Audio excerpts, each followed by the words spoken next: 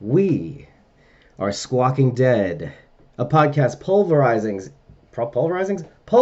episodes of the TWD universe, news, episodes, and much, much more. Hopefully, much, much more in the future.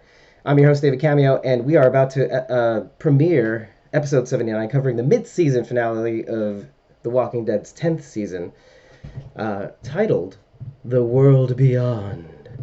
Not to get too cheesy, but I do have a little bit of housekeeping to go. We've got a sale. We got a 35% off store-wide sale for Black Friday / Cyber Monday going on until technically Monday, Tuesday night, technically Tuesday morning, 3 a.m. Eastern time, but midnight Pacific time. So I wanted to alert you guys to that. I wanted to also let you know that it's time. It's time that I tell you all our coffee backers' names. No, not their names, but their little handles, or as I commonly know them by. And I will be with you in the chat in just a sec. I love you guys. I will. So first off, I'm going to rattle off the 3 recurring coffee buyers. But before I continue, I want to let you know, if you decide to give us a coffee, to buy us a coffee during this stream, wait until the episode actually starts, and then right here, just about right here, you'll see a little notification that will be there forever on Facebook and YouTube showing that you donated us a coffee, and that will be there for the episode for hopefully millennia to come. So now our monthly coffee backers are, and I will write a blog post with all the backers and their handles and stuff that I know them by, are 3 recurring monthly backers who I just collected their coffees just yesterday. Is, drumroll please, Kate Surridge, that's at Kate_SURR for 1 and 1 coffees, 1 for last month, 1 for this month. We've got Whispers UK with 1 for last month and this month, recurring. And the 3rd recurring coffee backer is at Real Yoshi Doom, which is at REAL YOSHIDOOM, and these are on Instagram, and also Whispers UK is on Facebook, so like their page. And now for the one-off coffees. I've ordered them by multitude, but I also ordered them by time. But of course, the first one on the one-off coffees list with 10 coffees, drumroll please, Celtic TSO, Thomas O'Mara.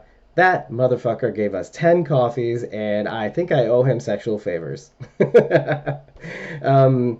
Second on this list, though, is House of TWD. That's HAUSOF TWD on Twitter with 6 coffees, man. And third on that list, third place, as if we're going to place people, is Walani with 3 one-off coffees. I'm sure she wanted that a secret, but I just blew your spot. That's WALLAANI on Instagram. And guess what? Guess what happened? Guess what frickin' happened? Whispers UK gave us an additional 2 coffees for this month. Just one-offs, because that's how we roll. That's how we roll. Rosita.Dixon01 with 1 coffee. Karen_Elaine, ALANE, with 1 coffee. Alicia Noel PLZ, please, with 1 coffee. Blazy Gardner with 1 coffee. Felicia.Ray with 1 coffee. Kate Surridge with another one-off coffee. Thank you very much. We have got 1 coffee by my best friend, Dreams in 16 by 9. We've got another coffee by Legit.io on Instagram and Twitter. Thank you very much. Another from Cowbell. That's KKELLYNNG on Twitter. And last but definitely not least is Iowa Mama of 3 on Twitter, Instagram, and Facebook for another coffee, totaling us with 37 coffees just for this month. Thank you very much, and I will be typing up a blog post with all these details. I appreciate everything you guys are giving us. I am blown away by the support. And again, just as a reminder, if you do decide to give us a coffee during the stream, wait until the episode actually starts, and you'll see a little bloop pop up in this corner right here. So thank you. It helps us run the podcast. I will be setting a new goal with, I think, just doing like a yearly total to see if we actually keep up with the expenses. I have the accounting going right now, and it looks like we're on track to be self-sufficient at this point. So onward and upwards, right? And so ain't nothing but to do it, guys. Let's just premiere the episode. And again, just a reminder, the store, the merch store is on sale. Just head to squawkingdead.com, main menu, merch, 35% off everything. Coffee mugs, wall art, whatever tickles your fancy. Hoodies, towels, maybe in the future. That would be kind of cool, actually.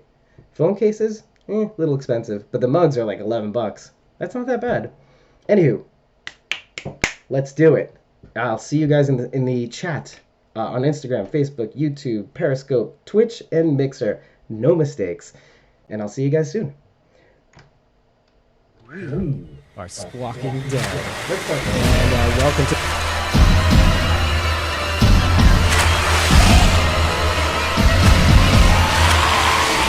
We are Squawking Dead.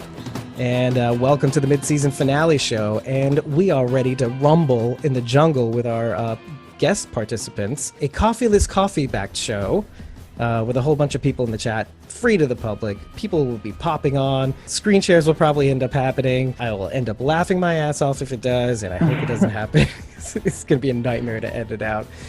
But in the meantime, we waited a little while so that we can discuss this episode, so that you guys could all get your notes ready. Just a note from the top in terms of housekeeping. I'm going to try to avoid talking about sneak peeks so that we can do another episode on sneak peeks into the rest of the half of the season, because a lot of things are quote-unquote given away. There's a lot of like scandalous topics that we're bound to talk about. Another note, we have got a sale going on in the merch store. It's 35% off. If you're worried about international shipping, don't, because TeePublic has like delivery centers basically all over the world, mostly Europe and US. Check it out, see if the shipping is actually a little bit more reasonable, because it is more reasonable in the UK than it is in the US, by the way. Wow. It's really interesting. Weird. And it ships way faster. So I don't get it. I'm not going to try to get it. But it's our little Black Friday sale going on right now. 35% off everything, not just shirts. At the end of the episode, last episode, on episode 7, I, honest to God, thought that Dante only choked him out and made him pass out. I, to my deepest heart, did not believe that he killed him until I saw the Talking Dead. And I was like, no, he's not dead. He's not dead. And 100%. We should definitely start. 100%. I didn't think he was really, I thought he just passed out. I thought he just like did the Sleeper chokehold hold and made him pass out. And I didn't want to believe it. And it was so heartbreaking to see him coming after Coco. Yeah. And having Rosita, like that look she gives him right before she stabs him. I'm like, oh my gosh, that's terrible. And I just didn't want to believe it. That was my first thought, was the whole thing. I'm like, I still, even the Talking Dead even announced it. I'm like, it's not true, it's not true. And show the sneak, by the way. Yeah, when we recorded our last episode. That's right. That's right. Well, yeah, I fell asleep during the Talking Dead, so I might have missed it. I might have missed it, but it wasn't until I saw him like coming out, and I'm like, no, it's true. So that was the first thing I thought. So. Exactly. Crying. Yeah. Right. Yeah. Crying. I'm leaving that in now. I was really happy. Well, and I was really happy to know that they didn't drag this whole Dante thing out. Like, when are we going to find out? When is everyone going to find out that he's the one that's the whisperer? I'm so glad that it was just done. And Dante was it. Rosita found out, and she was badass and all that stuff. So she really was. Yeah. I was going to say that, like, that's a very interesting take, because it not only didn't drag out, but they like got rid of him in the same episode. In the same episode. And I mean, I was also worried that they were going to do that whole thing like they did in the barn back in season 2. I thought they were like going to have this thing where they'd be split between killing him and keeping him and killing him, keeping him. And I'm like, oh, Gabriel just took care of that. So yeah. Yeah. Well, he was kind of banking on that too. He was like, oh, you're going to give me a trial and all of that sort of stuff. Right. So I think, I mean, I'll be honest, I was kind of bummed out about the direction and with Dante, because of the fact that like Rach knows this. when he first walked onto set, we were so excited because as soon as he walked on and it was like, Dante, oh my God, the character, and he talks like him, he looks like him, and it was like, no, and then it just took a turn, way left, and it was like, and it took it even further left. Do you think it had a lot to do with the fact that Lauren Cohan isn't on right now? That maybe. I mean, maybe that love interest. Oh no. Maybe that, but the thing is, it's like even up until like this mid-season finale, there was a part of me that was like, is this like a character development thing? Is this sort of like he was manipulated by Alpha, but he's like, this is really like a kind of Gamma sort of figure? Like I was still sort of like, well, because the comic isn't great at developing some of these characters sometimes. So I thought to myself, maybe, yeah, most times. It's like, well, maybe this is part of his backstory development. And then it was like, oh no, he's just 100% Alpha, whatever. And so I was just like, wow, really? Man, that sucks. Because I was really hoping for more, I absolutely applaud the writers for this, though, because they know us comic book writers. I know. Are going into this thinking we know who this person is. And they were like, I really like Dante. And I wrote hashtag no hope for Dante. Because we did at first. I really wanted them to turn out good, but. I bet you think that is because he was a doctor. And I think that the only reason why we trusted him and why Alexandrians trusted him because he was a doctor. And I think that I love how they said that in the show too. At that. But he was very deceptive. But he was very deceptive though, and really convincing, which is probably what made Gabriel over the edge to be like, you know what, this guy's like a pathological liar. Like he looked at the video of his interview when he first came on, like he was kind of like trying to see like, what didn't I see? What didn't I pick up? How did I miss this? But it's like, no, this guy really, really was convincing, so it's like, where do you go from there? It's like nowhere. What are you going to do? Put him on trial so he can manipulate and convince other people? Right. It's like, can't risk that. Right. It actually goes back to what Siddiq did at the end of, it was like the calm before, where Siddiq kind of came up to everybody and just took the reins on any sort of paranoia that was going to happen and said, hey, they died, saving us. They died basically helping each other out. Sarah just said, on the heels of what Tom just said, what if Dante was Madison? Then Sarah goes, if Alden isn't Dante and Dante isn't Dante, maybe Madison is Dante. Oh my God. And then that's when all of our brains exploded. Yeah. Wow. I'm seeing it right now. Yeah. Did anybody else notice when right at the beginning when we're watching Dante's journey, right? Mm-hmm. And did anybody notice the campers he came across? Did that look familiar to anyone? Yes. Yes. Yes, it's what they saw. Yeah. Remember, they saw the skin laying down earlier. You saw the aftermath of it. Yep. Mm-hmm. What was the before? Like, explain the before math, the pre-math. So they just see a skin laying there. They come up and they see all the clothes everywhere, and then the skin was on the ground, and kind of just like what happened here, pretty much. Right. The only thing I didn't understand is who, the naked body that was laying there. That was weird. Oh yeah, that was weird. We didn't see that happen in Dante's little story. But he did take the clothes though. Yeah, to look a little bit more normal. Yeah. Oh, okay. Yeah. Yeah. All right. So that explains that. The walker skin is explained because it is very, very unusual. Like having a whole skin suit, sort of, or skin apron, let's just say, or skin armor, like a skin poncho. Yeah, like a skin poncho, like a smock. Like remember when you got a smock before painting? Nobody uses that word smock anymore. Right? Am I wrong? You know what it reminded me of is one of those X-ray bibs. Yes, yeah, when you go to the exactly dentist. Yeah, I'm a doctor. That's how we got the idea, guys. Trust me. So was he really a medic? Like that part of his story was true? I think so. Mm-hmm. Yeah, I think so.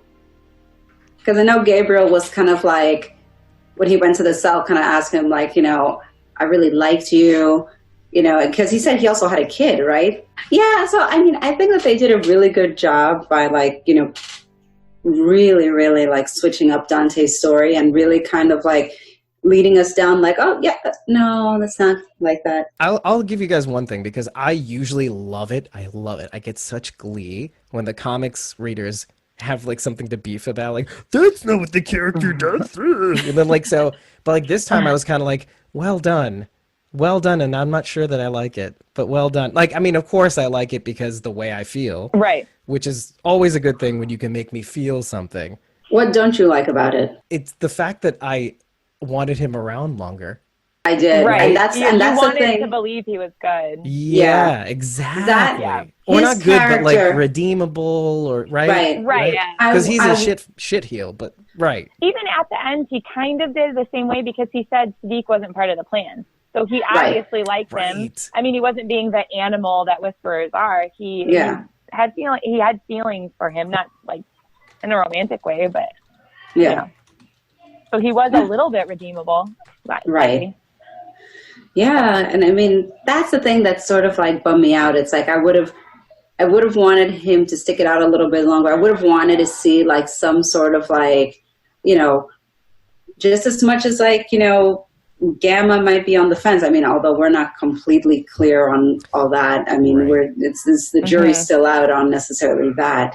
But like, I was hoping for like, well, no, maybe he's redeemable. Maybe he's amazed by everything that we have, and he's kind of, you know, is buying into this or whatever. Right. But no, it's like that's kind of like was eliminated as a possibility pretty quick. Yeah. So it's like, well, yeah. all right, Very that's that. Oh. Gabriel took that away from us. I know they kind of touched on it a little bit, but how is it that Lydia didn't recognize him? I mean, that's a good question. She didn't explain it. Yeah. Like Alpha She didn't just explain said, it. my daughter doesn't know you, but it's like, how does she not? Maybe The only because thing she I said, can think is maybe Dante joined the Whisperers after Lydia joined Alexandria. yeah, that's the only thing I can figure but out because she said like, how? oh, he's new. But he held Siddiq down when. I don't that's know, true. maybe. No, you're absolutely I right. mean, he held Siddiq down during that Right. time, so You're right. he obviously was. I don't know. To me, it just doesn't make any sense because Lydia didn't really join Alexandria then. She was just kind of running away from Well, mom she'd been at there that for time, quite a while. Yeah, that's true. I don't know.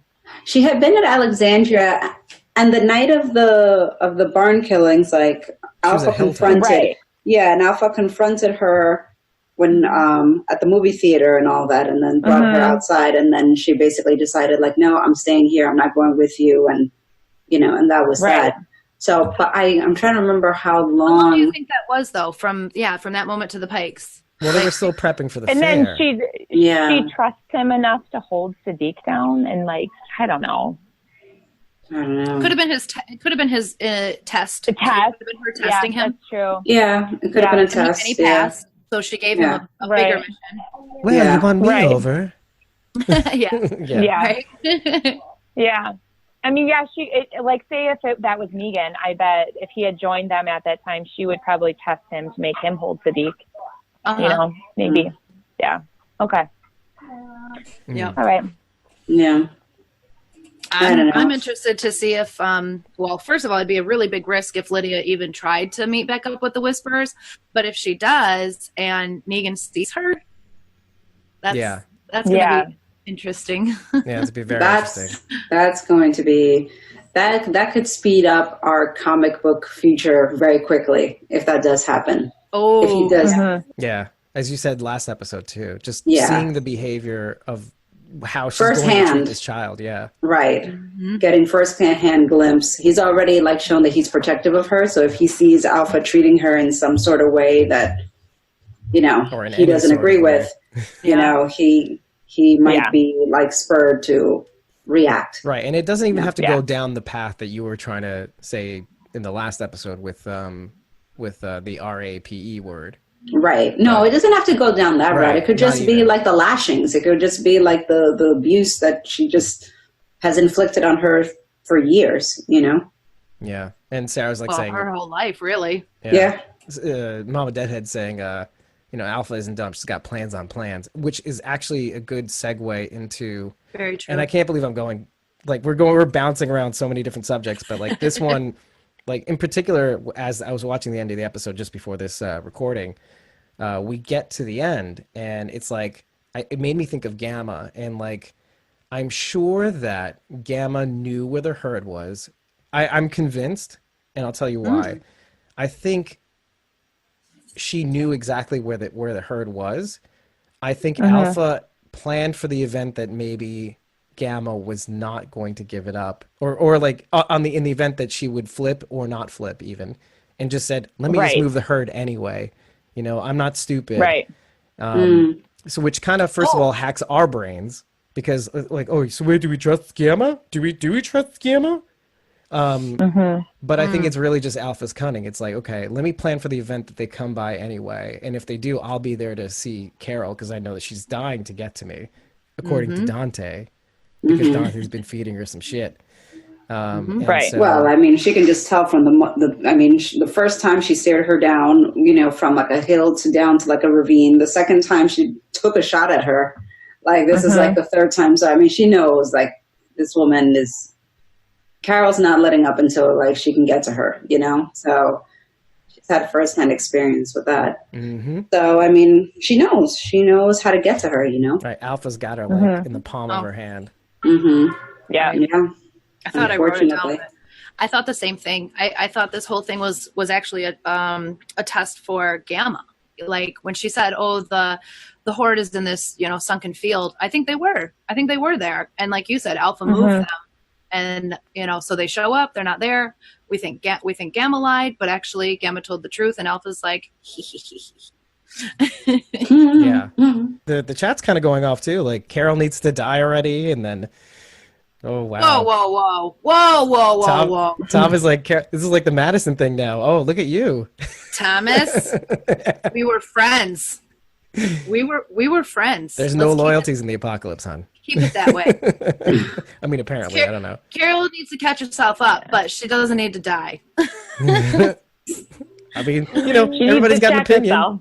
Yeah, she needs a little check, but she doesn't deserve to die. I think I support this, like just because it makes you react a certain way. Killing Carol? Motivated too much. Get the reaction you want from me. I just want your reaction. Let's like without the reaction, just like. Yeah. What happened to our friendship, Dave? Niece is like, no, Carol lives forever. I hope she's okay. And yeah, and here's the thing. I agree with Tommy saying just keeps making stupid decisions. Alpha should behead Carol. No, but I do agree. Like as if you have been paying attention to the podcast, I've been heavily critical of Carol.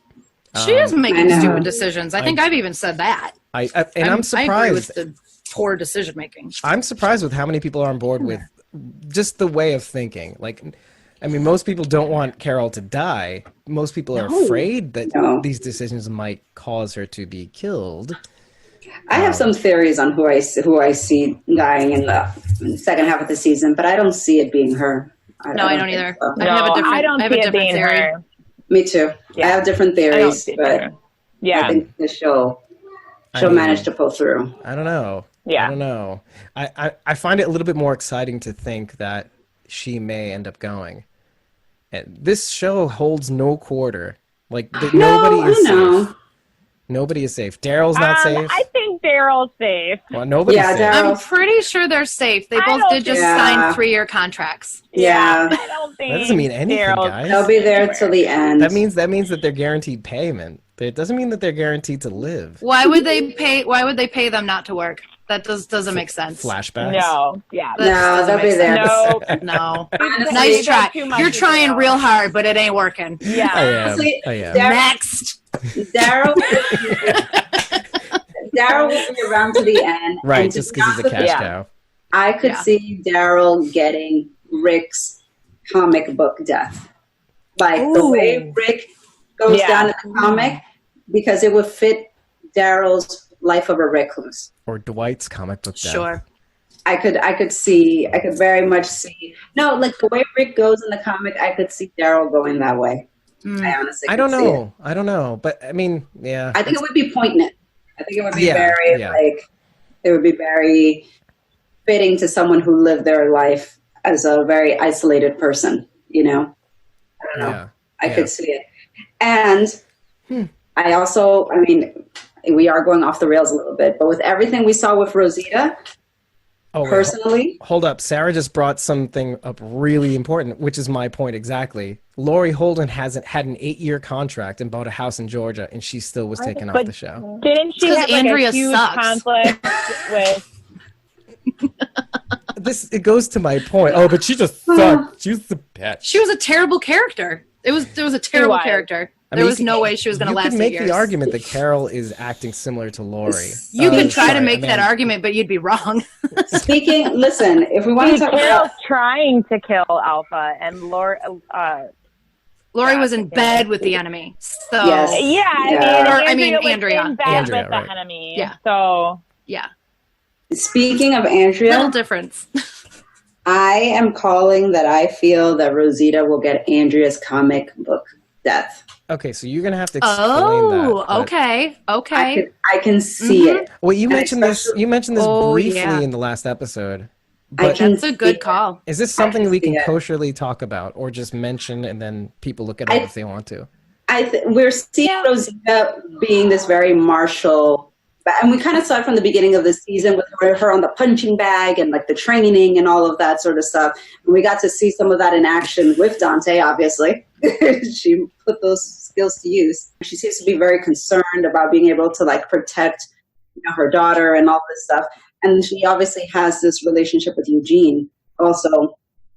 I could see her being very instrumental to ridding everyone of the herd or leading the horde away or whatever, which is something that Andrea does in the comic. Something happens to her during her act of saving everyone. I agree. Yeah. Fingers crossed. You want to die? I don't. Not that I want to. You know what I mean? So many people getting canceled on the show today. You know what I mean? It's like so. Like if she is going to go down, that's a pretty heroic way to go. You know, it's a very epic death. Yes, it would be. It would be worthy of Rosita. Right. Yes, so it's like, if that's the case, then fine. If her head's not going to be in a pike, then have her have that sort of like. That sort of end to her character. Yeah. A lot of people were saying like the people that weren't on pikes, like the idea was that their deaths would be redirected into more meaningful or more impactful. I wouldn't even say more meaningful, more useful manners. Yeah. Right. Useful, like utility. Not arbitrary. Yeah. Sure. Driving the story forward. Mm-hmm. I understand that. That makes sense. Yeah, exactly. I'm pretty convinced Gabriel's getting his moment. Oh wow! The wow! Oh, poor Coco. So. I know. Yeah, losing, Eugene gonna end up with a baby? 2 out of 3 dads. I know. we'll definitely save that for the next show because that's gonna be kind of interesting too. Because I think his killing Dante in that manner is a foreshadowing. Yeah. Although I don't know, like to me, I feel like this is him trying to break out of the moral compass, which is usually the indicator of someone dying. If he kept getting stuck, being the moral compass. Yeah, if he kept getting stuck on trying to figure out what happened, what went wrong, reason and logic. He said, like, I can't understand the ideology. Right. Like he was trying to make sense out of like why. Right. Mm-hmm. And and exactly. So like it's like why bother? It's like why, and that's him. Like why bother? This is I need to keep my family safe. This is what needs to happen. And Yeah, I feel like he kind of did it a little just to almost not impress Rosita, but he did it for her. It had a lot to do with because they're not seeing eye to eye on things right now. So I think he did a lot of it was motivated for her. 100%. I feel that. Yeah, I have to take care of my family. And again, going back to what I was trying to say before, it was his way of honoring Siddiq's memory. The same thing that he did at the fair. Telling everybody that people died protecting each other, and that's what we should remember. There's something very important that is not immediately apparent from when people actually watch this episode. I looked up what Gabe said at the funeral, and the line goes, "Let me live if life is better for me, and take my life if death is better for me." Right. Now that's from the Quran. I wrote that down too. Yeah, really? That's from the Quran. It's the Hadith. It's funny because he says a friend told him.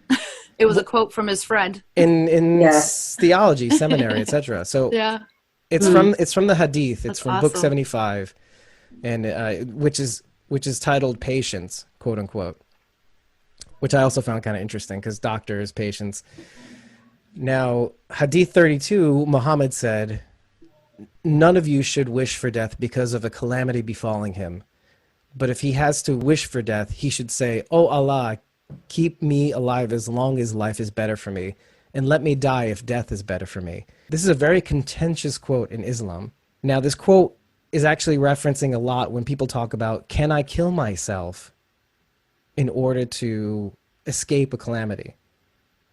And so what I have to tell you guys is what Gabriel is trying to tell everybody, is what everybody is trying to tell everybody else in the community, is that Siddiq killed himself.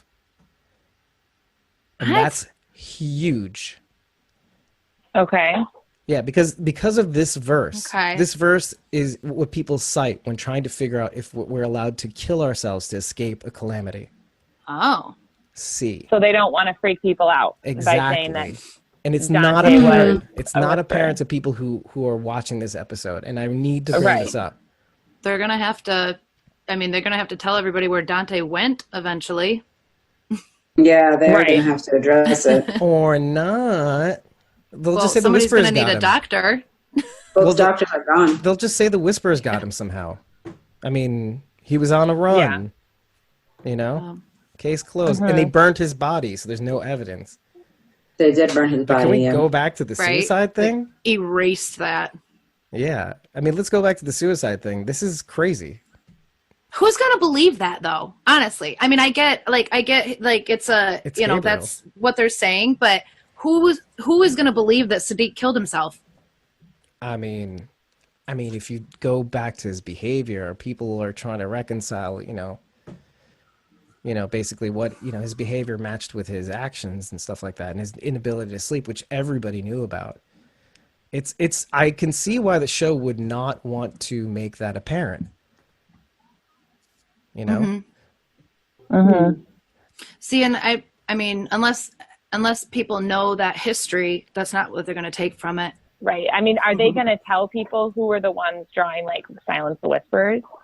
I mean, Well, and now we all know that we all know. the Yeah. person who, Well, that's going to be interesting trying to explain all that. But it could be explained away because there are certain people you would suspect of doing that, like the kids. Well, it was those people that beat her up. And the highwaymen, Gage, etc. Right. So I even accused Carroll. I was on board with that, Yeah. by the way. Yeah. Yeah.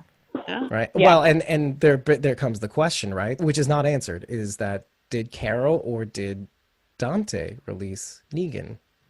Yeah, we still don't have an answer to that. We still don't have an answer. I mean, I still think Carroll could have. Mhm. Yeah. I mean, she's definitely on my list of suspects. Or, I mean, it very well could have been, maybe it was Dante. He mentions Negan. What the scene that we're referring to in terms of when Dante says, or what to do with Negan, like whether or not to kill Negan, he does mention that specifically.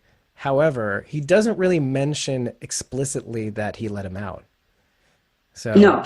Yeah, we don't know. If Dante did let Negan out, don't you think it would have been part of his little montage backstory? I mean, we saw everything else that he did. They could have slipped that in there. Yeah, exactly. They could have. Exactly. Could have it's like one intentionally more left it little out, thing, too. right? It's one more little thing. And it would make sense. I mean, letting Negan out is obviously going to cause animosity in the community, and that was what he was there for, is to cause a ruckus. Right. Yeah. Right. Letting Agent Negan of out Chaos. would do that. Mm-hmm. We were discussing the timeline in which Dante came to Alexandria versus, Lydia and all of that. So this must have been like the perfect spot where Dante was able to leave before Alpha told the rest of the Whisperers that she killed Lydia. Because otherwise, he's the only one who knows Lydia's still alive.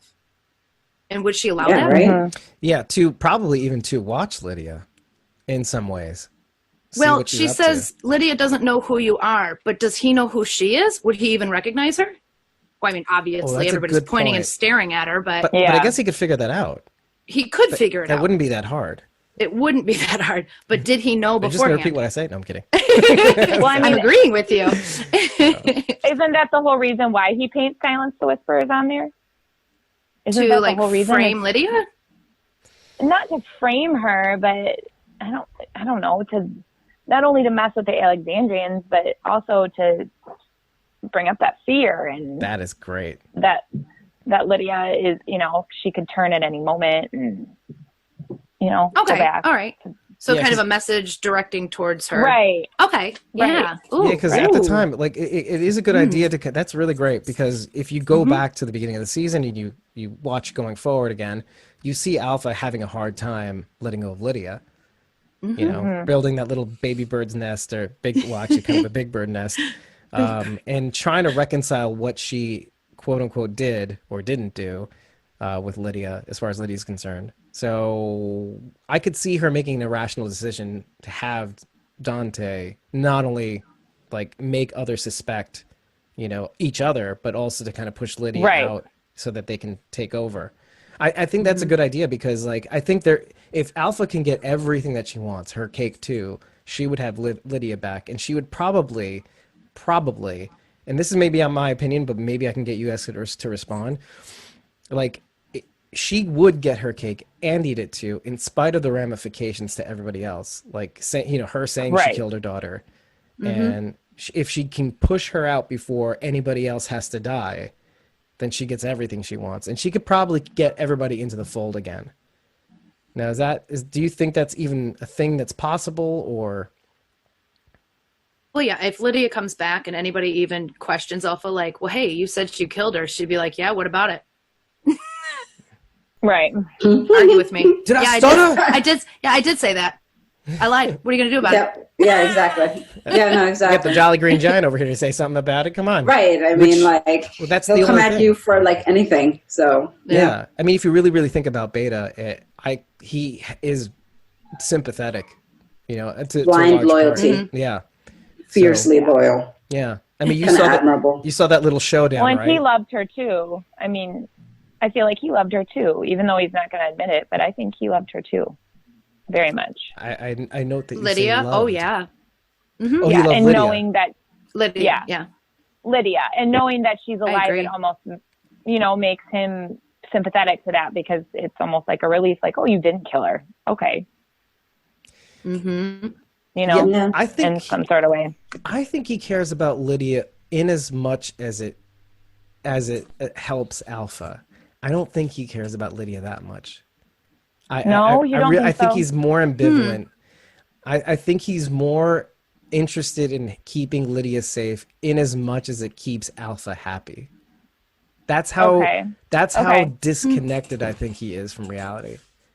Is that Yeah, Okay. I think he has genuine feelings for her. I mean, he can't ever acknowledge them.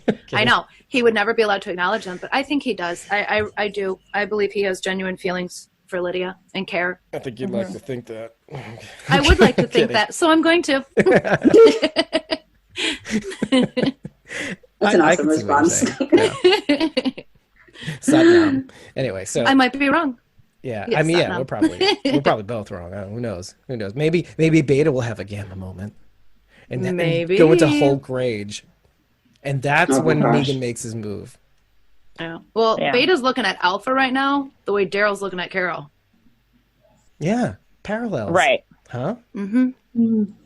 I think that's very interesting. It's very, very interesting. And what's Beta up to? We haven't seen him in a little while, so I know, right? My heart is broken. I do want to go back to Gabe in the cell with Dante. Gabe.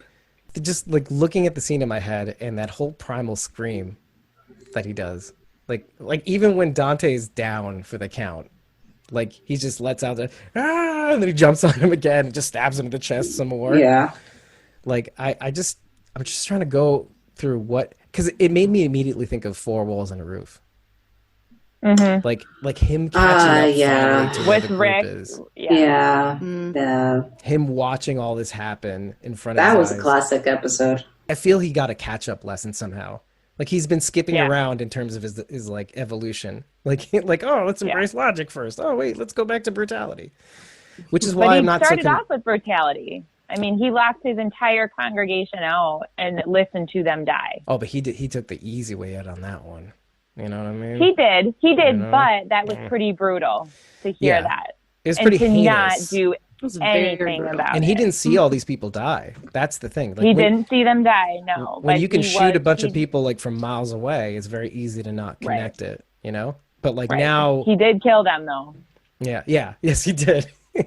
And he got to see the aftermath of that, too. Yep. You know, so he's skipping around, in my opinion, on how he's evolving too. Which again, I want to go back to what I said. It makes me think that he's not. I don't think he's 100% on the chopping block. I think this is just going to make him in some ways stronger. You know? Yeah. Oh yeah, no, I don't think there'll be repercussions for this. I mean, not within the community. Maybe karma, but not within the community. Maybe within himself. I think there's going to be some things to reconcile, but.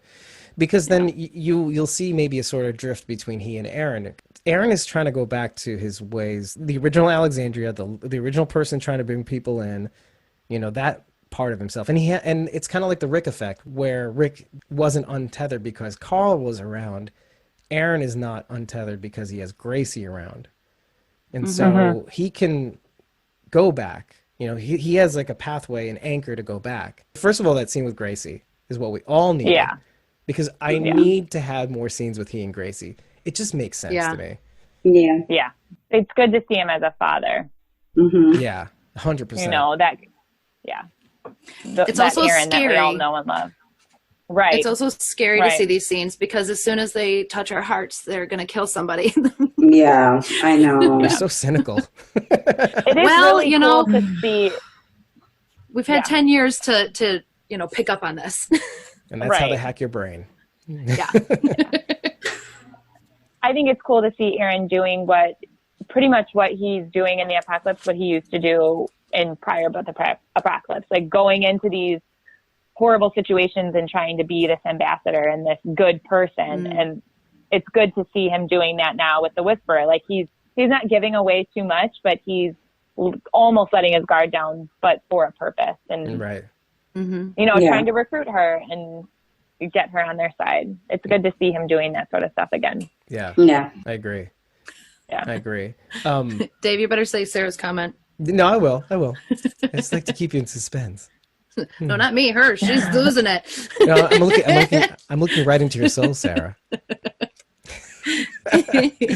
Okay, we'll get to it. Yeah. Sorry, I couldn't. I'm sorry, she's killing me right now. Okay. So we go to the scene itself, and so when Aaron is talking about the states, and he's also talking about the happening upon the Indian ruins or the Native American ruins, I almost got a sense. First of all, I get the sense we have to keep in mind that again, Aaron is like one of the original, only like among Scott, which is played by Kenrick Green, Sonequa Martin Green's husband. You got Aaron, and you got a couple of other people, by the way. Like I think not Birdie because she's Hilltop, but there's another character. You got like a select. There's like a few. woman. Yeah. You know who I'm talking about. This is like around the time where Maggie was trying to kill Negan in the cell. She was advising. Right. Yeah. So you got like three with people. The pretty hair. Yeah. You got three people possibly who were there before Rick's crew ever came into Alexandria, right? And so. Like he is of this tribe. He is of a time that's lost, like what could have been. And so there's an irony of him regaling Gracie with this story. But then, and I'll go back, Sarah. I'll go back. Don't worry. But like as the scene ends and you see the license plates on the wall, which again hail back to him trying to get the license plates from different cars with Daryl, his little buddy times with Daryl, which is why I thought he was gay also. Anyway, so going back to the license plates on the wall, it was kind of cool because you start to realize, oh wait, this isn't just about Alexandria. This is about like the way things were in the United States, or like established boundaries and borders. Like these states are from a time before. All of this is from a time before. And it kind of gives you like a bigger picture of like, oh, this is the new world. This is the world before. The world before. Exactly. Hence the title. And so it really kind of hit me like a ton of and this was just before the podcast. I was just like, oh, this is the world before. Okay, so that's all I know. There's a about that. double nod to the name of the episode, but let's finish with Gracie first. Okay, yeah, because we have to get to the thing. Nah, let's just skip it. I'm kidding. When Aaron, You're so mean. and by the way,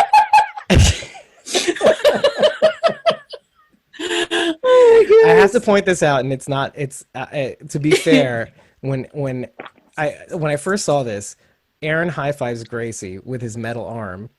That's all I saw. Then Heart's Still Beating, which is Jamie. She pointed it out that like, oh, it's not only the high five on the funny arm. Like, why would you high five somebody with your bad arm? But Gracie has like a mitten or like a glove of some kind that looks like Aaron's metal arm to kind of like, oh, daddy, sweetest it's thing so ever. Cute. It really is. Yeah, so I think it's good to point out, like, so when you do watch that scene over again and you see the actual glove, which is, by the way, like, I thought it would have, like, more of a slap sound. So, like, when you watch the scene and see the actual glove, it's like, oh, that makes sense. It was more of, like, that makes sense sound. Right. Yeah. Cute, like, orange, brown, or, like, a yellow-brown glove. It's cute. Yeah. So cute. Yeah. Yeah, it's so cute. I love all those little things. And to think we were just going to skip it, like, you know, we weren't going to talk about it. No, that needed to be addressed for sure. For the mommies whose uteruses are contracting. Absolutely not. And Dave, too. Dave's uterus is contracting. I have enough children. I'm enjoy the contracting cuteness your from uterus. afar. I'll take yours. That's fine. Feed me. Anyway, so wait, what does that mean, Dave? I don't know, Dave. We do have something that we need to talk about because it has something to do with talking about something, which is Daryl and Carroll. Yeah, we got to talk about this. We got to talk. It's finally coming to a head. There's two scenes in particular that I'm talking about. I'm gonna sit over here. Yeah, in the kitchen, right? Yeah. No, it's not gonna turn out as bad as you think it is. Because you know it's gonna happen. Daryl's. I'm gonna get shit on. No, I don't think so. I don't really think so. I mean, your feelings are gonna get hurt, but you know, other than that, feelings are overrated. Yeah, yeah, exactly. Yeah, I mean, Daryl's really, really trying hard to kind of say, "Hey, why didn't you clue me in on this Lydia thing, man? What did you do? What did you do? What did you do, Carroll?" I cried harder during that scene than when Siddiq died. And I'm not even gonna lie. In the kitchen or the one afterwards? All of it. The whole Siddiq situation. Wow. I cried harder when Daryl got in Carol's face and said, "I'm the one you tell." Oh, right. Ugh. But let's go back to the kitchen. Puke and cry. What made you bawl in the kitchen though? What was the thing? Nothing in the kitchen. Sorry, I thought we were talking about the bigger talk. God damn. That one did, right. No, that the talk in the kitchen didn't bother me at all, actually. Yeah. I was about to be bothered because it seemed like Carroll wasn't telling him everything again, but then little by little we find out she did tell him. Yeah. Like little bird. What happened out there. And not even like Johnny come lately, right? It's kind of like, I mean, you're supposed to let me know. We talked about this. Yeah, Carol's losing her mind. I've agreed with that all the time. She is going crazy. Well, she's leading with her heart. She's not thinking. She's thinking too much with this. She's leading with Henry's gone. I lost Ezekiel. I can't go back to those feelings because it reminds me too much of Henry. So I want to kill the person that made that go away. Yep. Yeah. I mean, I would say she's leading with her impulses, but she really isn't. Like, there is a methodology. It's too much heart. And I think that's what she was so scared of when she lived in that house by herself, was getting too close to someone again. And obviously she didn't want to kill anymore because it was affecting her, but she got so close to those girls and then she ended up having to kill them. And then she got so close to Sam and then she had to, he died. And it's on obviously her daughter, Sophia. It's like she let her guard down. It was great for a long time. And then someone took it away. And now she has someone to blame other than herself, I guess. Yes, the object of her frustrations. Yeah, she has an outlet to like go to rather than herself. Yes. So. Yes, I agree. Yeah, and that's the hardest part is knowing that, knowing that this isn't her fault at all. And maybe, maybe there is an element of fault because, I'm sure she's thinking it in her head. Yeah. I mean, you always do that. Yeah. I think any mother would blame this, themselves. or what if I would have done that? Yeah. Oh, yeah. Well, The what ifs forever. Like if you really wanted to get into specifics, it's her letting Henry go to Hilltop, and which started the whole avalanche, the ball rolling on this whole thing. Yep. And then if you go back to those scenes, like she's really, really emotional, like learning to let him go, like not be there, protecting her, after having just set a whole slew of savior remainders on fire to protect him, or to never have that shit happen to him ever again. Right. Which, again, I keep finding myself going back to that scene in my head and finding reasons to justify that happening. And yes, it establishes something, but it's just so jarring to kind of see her do that. But now that we're like a season, like a whole season ahead, looking back at that, there's more, like it makes more sense now than it did back then to me. A lot of people are attributing her behavior to, what is called the caffeine pills, but since Dante was the one possibly prescribing them, do you think there's a possibility to her behavior being attributed to that rather than her? I think her drivenness? behavior could be attributed to not the pills themselves, but the fact that they're keeping her awake and now she's delirious, but like not a direct side effect of the pills, but just the fact that she hasn't slept in God knows how long. Yeah. So you don't think she slept on the boat, right?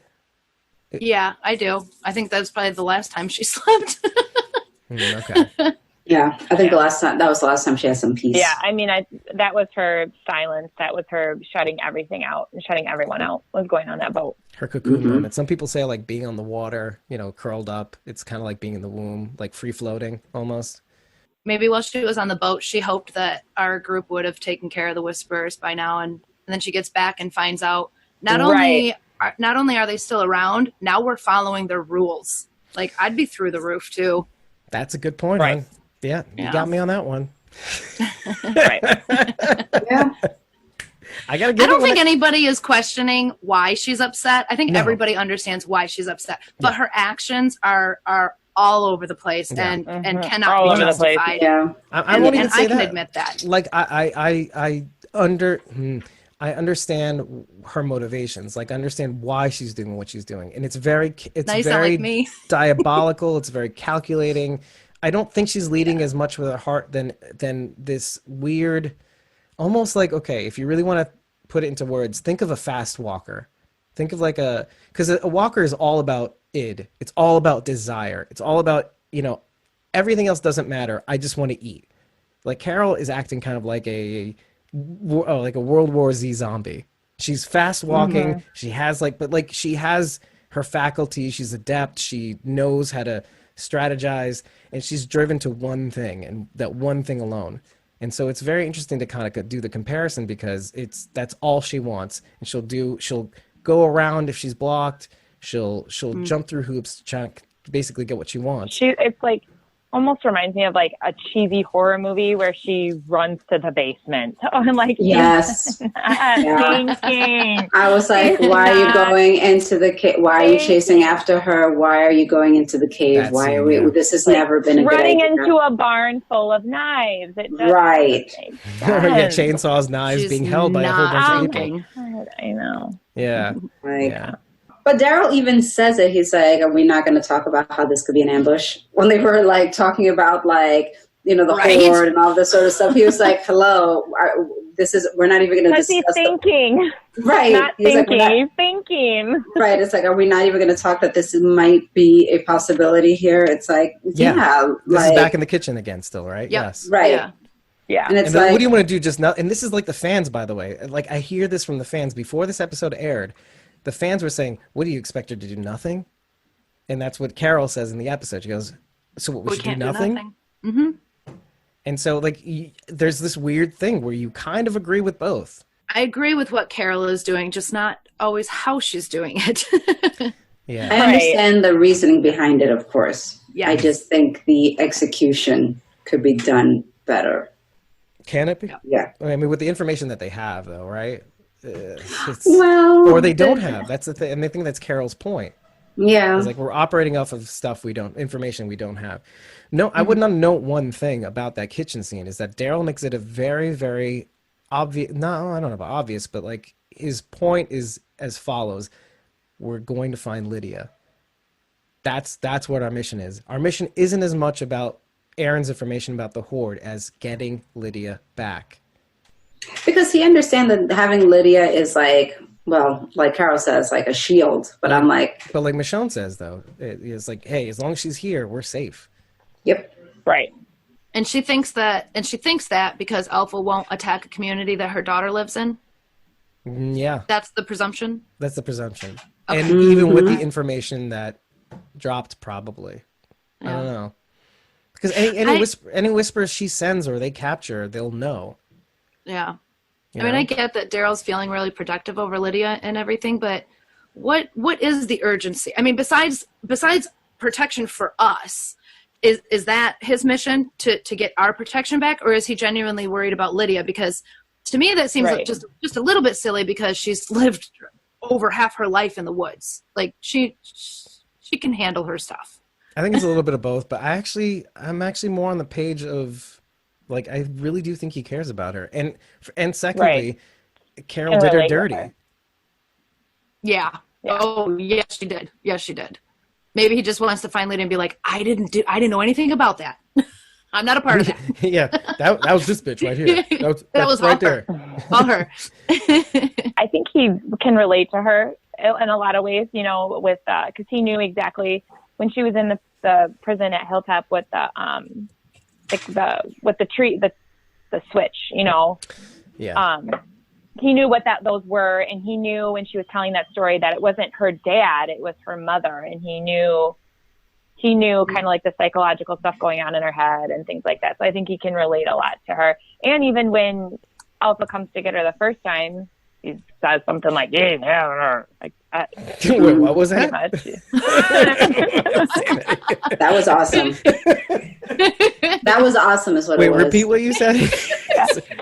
I mean, it was Daryl speak, right? Or it was. Yeah. It was that gruffy voice. How is your scruffy voice adorable? No, I need to re-edit that into the episode. Say that again. You can ever. I can't do it again. I can't do it. So let's talk about the second time Daryl puts the slap down on Carroll, because right, this is what made me cry. This is what makes all of us cry a little. Mm-hmm. Yeah, it's just a really weird thing. Can we stop this shit? Right. I feel doesn't it sound like I was just telling that to all you? Can we just stop this shit? Yeah. Mm-hmm. Yeah, I appreciated I appreciated a lot of the dialogue in this episode in general. I felt it was very real. Yeah. Not contrived. Right. Yeah. Did you also feel at the same time that in some ways this episode was almost like hurrying to come to a close? Like we're trying to, I know that that statement of mine sounds very contrived because they are trying to close out the mid-season, but I feel like they were just trying to tie out specific loose ends really quickly. Like again, it does go back to Dante and like how quickly get off the show, please. Get off the show. Okay. Burn the body. This never happened. This never happened. Right. Siddiq committed suicide. Goodbye. And not again. So that's why I brought that up. But also like the idea of like even this Carroll Daryl thing. Like we're trying to push this. You know, Daryl, can we stop this crap. shit? Stay it. So I just feel like even their dialogue is a bit like Daryl, chop, tell her what's what. Yeah. Can you hurry? Right. Yeah. That whole conversation by the end of it made me feel like, at the end of the conversation, I felt this way, but then 3 minutes later, when we see what Carroll does, that feeling was completely gone. So at the end of this talk, it made me feel like maybe Alpha doesn't need to be the one to kill Alpha. Did I say Alpha kill Alpha? Carroll kill Alpha. I mean, that's very prophetic. It's very prophetic, actually. Right. No, but I know what you're saying. But, Daryl kind of, says, just, you gotta let it go for your sake. Like, right. this bitch is already dead. She's Right. already dead. Right. You don't really need to worry. Right. But what's the key thing that he says that really, really drives home what I've been trying to tell you guys, because it's about me, is like, she's a dead woman anyway. We have a future. Don't let her take that too. And that's the thing that I've been saying is like, you're holding this whole thing up. You're holding all of our progress up as people who are alive. And then it's very cruel, but for someone who is dead, you know, you are wasting everything you have, you know, everything you have with each other for someone who has died. I don't think Carol's thinking about a future. No. Which is what Daryl says. It's like, you're abdicating your present and your future for this cause. If she's willing to die taking out Alpha, whose place is it to tell her she's wrong, though? That's it. That kind of brings up the whole euthanasia point, doesn't it? In some ways, right? Like if I can die for a cause. Let's bring that to the fore, because Kate's like, here Dave goes, about to be hated by everyone. That's true. Well, That's true. that's sort of the feeling that I've been getting from Carroll so far, is everybody's like, oh, she's putting everybody in danger. But that's not how she sees it. She doesn't think about the fact that she's putting everybody else in danger. She just wants to end this. And if that means she dies in the process, then it's worth it to her. Yeah, but what happens after? Right. She's not thinking about after. She wants to kill Alpha, and that's it. That's the end. What if she never gets to her? And in the meantime, people die. Then she's going to die trying.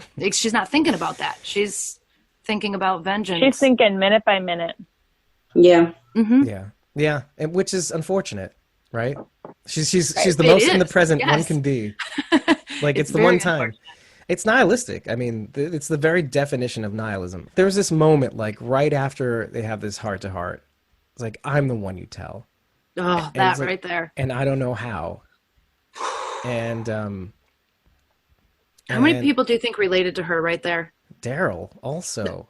Well, I mean, in the world. I mean, people going through everything and needing help and not knowing how to ask for it. That just, I felt like somebody punched me right in the chest. Seriously. Right. Yeah. Right. I mean, how many of us have done that? I mean, we can talk about everybody else all we want. But like, how many times have we felt not safe saying what we need to say? It's not arbitrary. We have value. And we've talked about this in one of our pre-shows, by the way. Like, and that's why I loved when we're talking about Dante. And I know it sounds like I'm swerving to the right a little bit, but when we talked about Dante and him saying, I'm kind of awesome, like I got to unload a whole bunch of BS that we grew up with about being selfless. And I gotta say, there's something to this Ayn Rand shit about like unabashed self-interest. Because you can, in the process of caring for yourself, your goals, your drives, you can lift up others. That's a thing too. Like I'm not I'm not 100% in the Ayn Rand camp, but I do take value from the idea of, you know, caring for oneself doesn't make you like selfish. I mean, selfish isn't such a bad word in and of itself. It shouldn't be. But the idea of like unabashed self-interest, you know, not having shame and caring for yourself and caring for your own interests, and then like and lifting other people up in the process is great, because that also helps your interests. That's the whole idea of helping people, the idea of community cohesion, the idea of bringing each other together. That is also in line with their self-interests. It's in your self-interest to lift everybody up so that you can lift each other up. You know, somebody's got to be the garbage man. No. I'm just saying. So this is where everybody hates me. But yeah. And so going back to this point of like saying what you need to say, our one big problem, everybody's big problem, no matter how much you love Carroll, is clue us in. Let us know what's going on in your head. You got to let the class know, because we need to know what to prepare for. Even if we can't stop you, we need to know what to expect. That's her personality, though. I mean, she burned Karen and David without telling anybody. She blew up Terminus without telling anybody. That's just how she is. Yeah. Yep. That's Carroll. So I'm about to say something that's controversial. Not controversial, but actually Surprise. surprising. Yes, exactly. Okay. I don't blame Carroll for going after Alpha. Like even like knowing that's a trap. Because here's the thing, I get it. But you put everyone else in danger. Yes. They didn't have to go chase after her. No, they didn't have to do it. This is the Wolfman moment. This is the Wolfman moment for 100% for sure.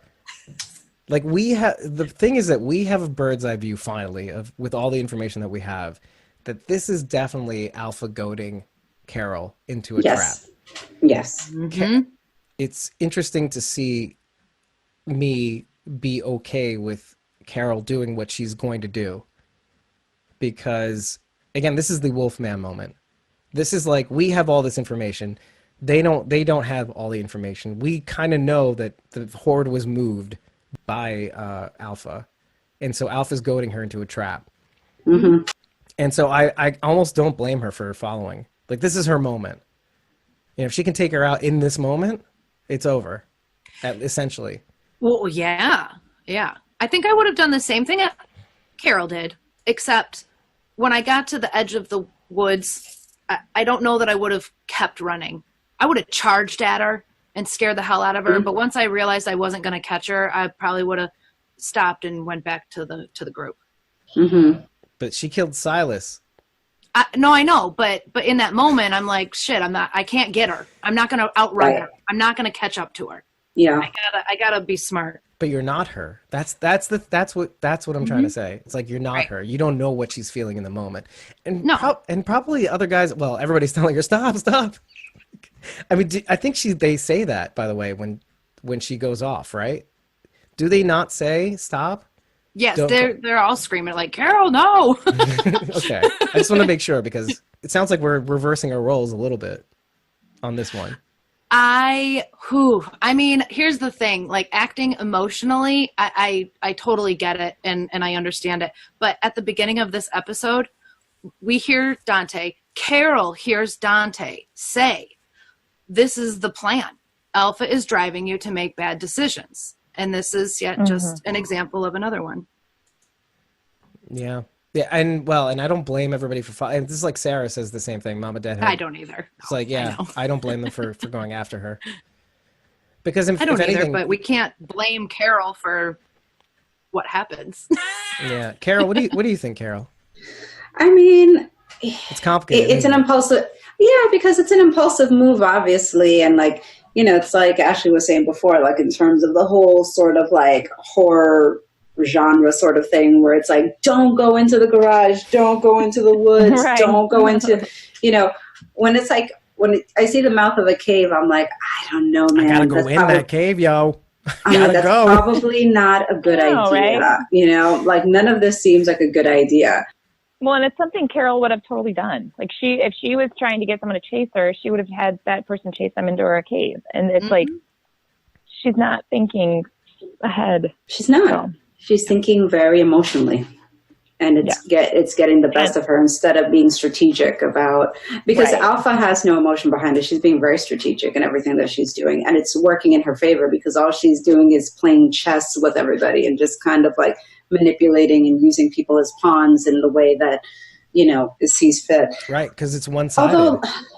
Although it's like, I don't get it though. Like, and this is going back to Dante, when she was convincing him about like, do this and infiltrate here and you will come back to our group. And I'm like, but if I was at Alexandria and Hilltop, what's my incentive on like destroy these communities, because then I can go back and live like an animal in squalor. You know what I'm saying? Like, if I have water and food, that they're making bread on a daily basis, like, man, it's like, that's some head trip that Alpha must do to these people, because I'm like, I would be kind of like, I'm you know what, change of plans, I'm good here. Actually, I mean, the hook on all of this is that it's happened before. You're talking about people who saw the fall. And so it's not that hard to convince people to say, this is an illusion, it's going to happen again. It's going to be as it always is, they have a reference point, and that is the apocalypse. And people have seen different versions of the fall happen throughout 10 years. You know, like the sanctuary falling, or we still don't know how that happened. exactly. And I'm going to bring that up. And even Oceanside, I'm always going to bring too. that up. Oceanside, I want to know. They had to move because all their men got killed. I want to know how many saviors ended up becoming whisperers. I want to know that because, like, I'm sure, because we still don't know what happened at the job site when Rick, you know, had his moment where he like blew up the bridge and everything, and then we jumped how many years into the future, and the sanctuary was like defunct and no more. It's like to this day, I'm like, we need to know what happened at the sanctuary. Like, before you go off and do a spin-off on another show, like in the future and all of that, like I want to know what happened at the sanctuary. Like, that's awesome, but I want to know what happened at the sanctuary. So we want a Negan backstory. We want a sanctuary backstory. We need to know what happened at the sanctuary. I really need to know. You're putting too much weight on this backstory stuff. I'm kidding. I'm with you, actually. I feel like we're going to find out what happened somehow. I could see Dante as being a savior. Like post-Whisperer War is what I'm saying. Like, I can see... What if Dante was a savior and that's why he let out Negan? That's a really good point. Yeah, but wouldn't Negan know who he was? Well, he hasn't said anything like... He didn't say anything to Brandon. He's only interacted since he escaped with Brandon. And he kind of just treated him as like an annoying little... shit, basically. Yeah. Well, you know? He was very young too. He was. Like, yeah.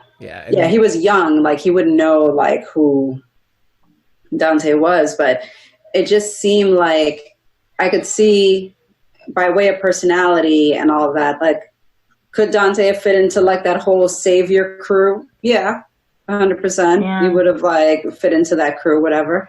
Like, it's a good thing the saviors didn't know he was a doctor. He wouldn't have lasted this long. Right. Either by iron or fire. Yes. Doctors Either way, by the fire. Let's move on to Oceanside. And there's not really too much to talk about, but I did want to bring up this one thing when it came to Rachmaninoff. Because I did a little research, obviously. Rhapsody on a Theme of Paganini, and that's basically the theme of that piece. It invokes the Dies Irae, which is the Day of Wrath. All right, we talk about mercy and wrath, and it was the plainchant from the medieval Mass of the Dead, which was a requiem, and or a requiem mass, or known as Mass of the Dead. It usually, but not necessarily, celebrated in context of a funeral.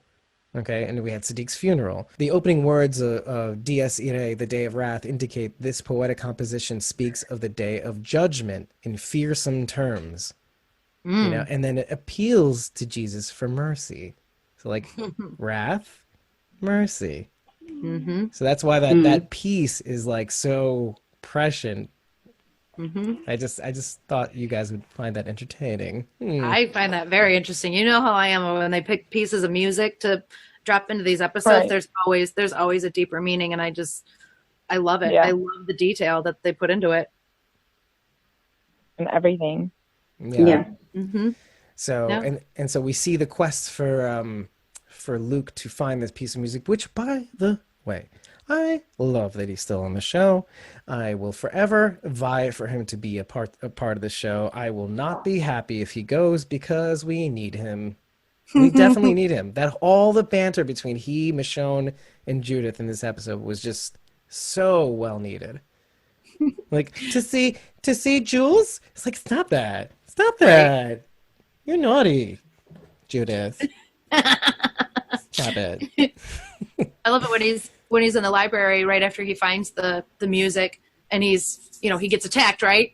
And he like rolls his eyes. Leg. Yeah, the one's on his pant leg, and then he gets in and he's like, ugh, help! Like, he sounds so annoyed to ask for help. Oh my god. It's like, here we go again. Right. Typical Luke. I need help. I laughed out loud. It was so funny. Oh my god. It's hard to kind of separate him sometimes from like the Goldberg character he plays. Do you see the Goldbergs, by the way? I highly recommend you watch that show, and he has a recent episode where he actually because he basically plays the father's brother, the uncle. I think his uncle Marv, right?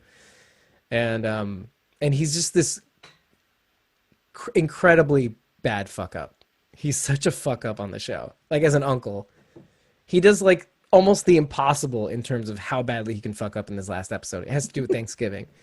Oh, jeez. Like, they're on their way from one end of Philly to another, and somehow he makes it to Pittsburgh. Just, don't worry, I got this. And everything he does makes everything worse. Like, you pulled a Marvin, you know, like, etc. So, and again, like, he just keeps getting skinnier too, by the way. It's insane. It's on purpose, right? Like, there's not anything wrong with him, right? Or not. Oh, never mind. Unclear. Are you talking about Dan Fogler? Like, he's getting skinnier too. Oh no, he's made it a point to address this, by the way. He said he was having health issues, and he was saying, like, hey, I just needed to put an end to this because I was reaching capacity in terms of my health. And he's like, all he did was basically, the way he put it, he said, like, I just had to stop putting in things with ingredients of like 3 or 4 more ingredients. It's like, I'm just keeping it simple, vegetables, you know, minerals, you know, good for him. Yeah, it's crazy. And that he even had to say something about it on Instagram. It was a long thing.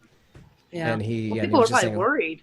Yeah, exactly. Very fast. Yeah. Yeah. Well, fast to us, but like I could see That's true. That's true. I could see his transformation star from last year. Mama Deadhead saying, people are so passionate like he is about his music. I just want to hug him. He's so cute. Or he is cute. I'm like, yeah, he's adorable. It would be extra heartbreaking to lose someone like Luke too. I don't want to overpass the little moment between Ezekiel and Carroll too. Yeah, I did want to go back to that. And what he says is very foreboding. Carroll had a nickname too, right? The Queen. They called her Queen Carroll. The King and Queen. Yeah. The Queen who abdicated her throne. She did. But kept the ring. Well, she tried to give it back though. She did. She tried. To her credit, she did. Yeah. Ah, yes. And he's like, no, you keep it, shorty. This is good. I'm going to keep This this is the right thing to do. Keep it shorty. I like that. But like, all I wrote was really what it must have been like to see the man who had such a tremendous burden, you know, the PTSD, empty himself out before he slipped away, and then never empty out your own before it was too late. Like Zeke. Yeah. It was an opportunity, and he didn't take it. And he still didn't take it. That's the point. He still didn't take it. No, he still didn't. No, he didn't. I mean, and the look on his face, too, like, I mean, he was just, like, radiating this information, like, read my mind. Like, it was heartbreaking to watch him look at her, too. What I wrote down was what he said. I thought he was one of those people who would live forever. And there have been so many characters like that on the show, right? But obviously we know The Walking Dead likes to pull the rug out from under us and kill anybody at any time. And I found that very, very foreboding. Like, it was almost foreshadowing his own. I couldn't tell, like, his own death, or I think that's coming. You know, or possibly hers. And I was like, that's a good point too. Like, it could be hers. I mean, I don't like talking about it. But I mean, the way it was set up, it's good that you are. That's the feeling it gave me. Like, very foreshadowing. You know, somebody we thought would live forever. Like, right. That would be a bomb dropped on us. That's almost for us. That is almost for us. It's almost like a commentary to the writers. Like, yeah, I thought he would live forever. Like, you know. It's like, oh, just like Carl, and well, technically he was supposed to live till the end, you know. Right. But it's just very fascinating. It's almost like a commentary to the writers. Yeah. I thought Jesus would have lasted a lot longer than he did too. Yeah, right. Well, Jesus is another disappointment. Yeah, missed exactly. Opportunities. And especially like the anniversary of his death was like this week, basically. You know, last year, but right. But the first anniversary of him dying. I know, right? At least the one Jesus had a resurrection. Right. But he is back as the prodigal son, you know. That which is hilarious. He's on Fox. Right. Yeah, guys, check it out. I do want to hit that point because you opened the door on that, and it's almost like as if it's a signal to us to say, Nobody is off the table. Somebody's gonna die. We know we're gonna lose somebody. Seth Gilliam mentioned a death dinner on Talking Dead. Yeah, that and Norman Reedus did it in the when Brandon Davis was interviewing him on the carpet on New York Comic Con too. So it's like, and I didn't get the impression that it was Avi Nash's death dinner. No, it seemed like it was later. Somebody else's. Yeah. Mm-hmm. Yeah, anything is possible. Yeah, but it most likely is somebody else's. And it's could be somebody epic. Well, I'll throw my theory out there right now, because I think did you guys both read the comicbook.com article by Cameron Bonamolo? I don't know if I'm saying that. I think I did. About Jules potentially being another whisperer. Everybody's saying that, though. About that. And I kind of want to go back to that, by the way, because I thought she was in that camp that found Dante. Was she one of those people that walked in with him? I had the impression that not walked in with him, but like found him and saved him. It's Alexis Gambatti, I think it is. She's Greek. Oh, I haven't looked up that. So I thought that was her, and I really want to poll the audience that we have now if they recognize Jules from the time when Dante was saved. Yeah. Mm-hmm.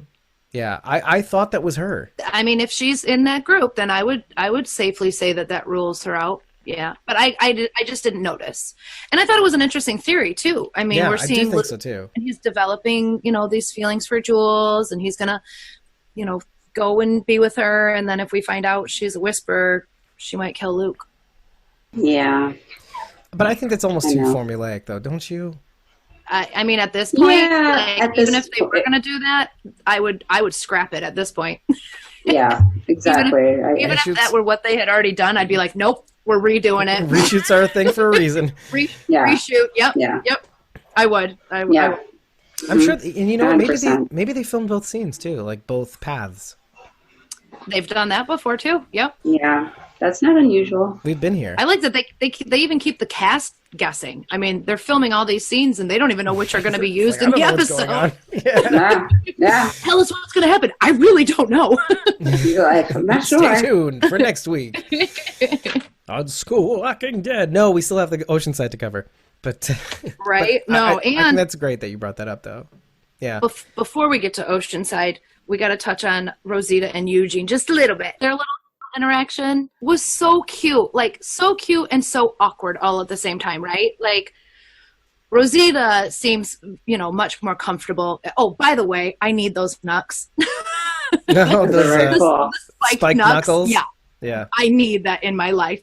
Yeah. So if anybody finds them, send me the link, please. But beyond that, she seemed a lot more comfortable around him. But he was just like so flustered and like calls Hilltop home, things like that, and like, it was just, man, it was heartbreaking. But like, I just sat there like clenched the whole time.